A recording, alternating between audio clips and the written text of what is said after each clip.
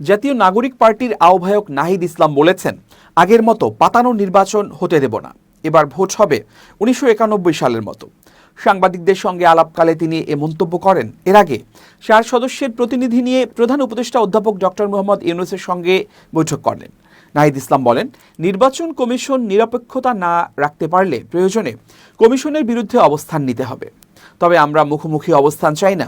তারেক রহমান বলেছিলেন, I have a plan, কিন্তু স্বাধীন প্রতিষ্ঠান ইসি, তাকে নিয়ন্ত্রণ করা কি তারেক রহমানের পরিকল্পনা? এমন প্রশ্নও রাখেন তিনি আরও বলেন, ইসির সঙ্গে টানাপোড়েন আগে থেকে ছিল, তবে সেটা ছিল দলীয়, কিন্তু এখন এসেছে নির্বাচন। ইসি যদি সবার আস্থা অর্জন করতে না পারে, তাহলে কিভাবে সুষ্ঠু নির্বাচনের আশা করব? তবে বিশ্বাস আছে তারা পারবে। তাদের এমন আচরণ চলতে থাকলে আমরা মাঠে নামতে বাধ্য হব। বিগত সময়ের নির্বাচনের প্রসঙ্গ টেনে নাহিদ বলেন, ১৬ বছর ধরে মানুষ ভোট দিতে পারেনি, কারণ নির্বাচন কমিশনকে দলীয়করণ করা হয়েছিল।